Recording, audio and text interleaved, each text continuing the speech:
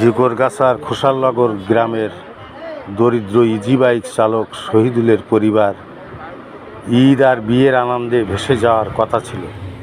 11 বছর শেষে বড় ছেলে আরিফুল বাড়ি আসছে, স্বপ্নে বিভোর পরিবারের সকল সদস্য।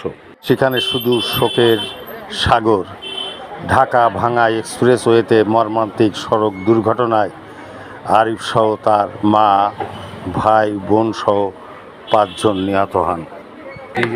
আমি সৌন্দর্য দেখলাম সকাল থেকে পর্যন্ত, কিন্তু সে একদম নর্মাল, শুধু রাকিব আর ওই পিতার কাঁধে বড় ছেলে দীর্ঘ প্রবাসী আরিফ হোসেন, ছোট ছেলে রাকিব হোসেন, মেয়ে আয়েশা খাতুন এবং স্ত্রীর নুরজাহান বেগম এর লাশ।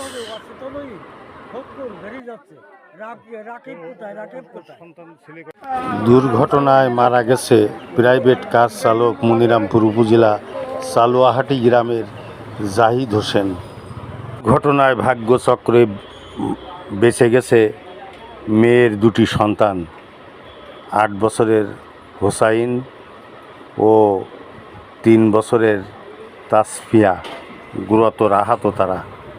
শোকের মাতনে খোসালনগর গ্রামবাসী যখন লাশের অপেক্ষায় খাটিয়া ও কবর খোঁড়ার কাজে ব্যস্ত, তখন অ্যাক্সিডেন্ট স্থান থেকে একটি খবর আসে। এই লাকেজ দুইটা অক্ষত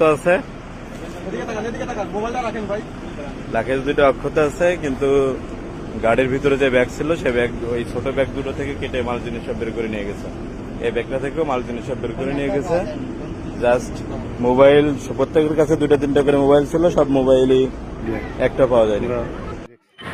এত বড় একটা শোকের মাতন, তারপরও প্রশ্ন রাখতে হয় আমরা কত বড় অকৃতজ্ঞ যে একজন পিতা তার 2 পুত্র, তার স্ত্রী, তার একমাত্র কন্যা, মোট 3টি সন্তান, স্ত্রীকে হারিয়ে সকল স্বপ্ন যখন বিফলে এবং গাড়ি চালক সহ 5 জনের মৃত্যু, সেই মৃত্যু মিছিলে দাঁড়িয়ে যারা অকৃতজ্ঞের মতো তাদের লাগেজ থেকে এগুলো বের করে নিয়ে গেছে, এদের বিবেক কবে জাগ্রত হবে, কবে এরা মানুষ হবে? এ প্রশ্ন আজকে বারংবার এই শোক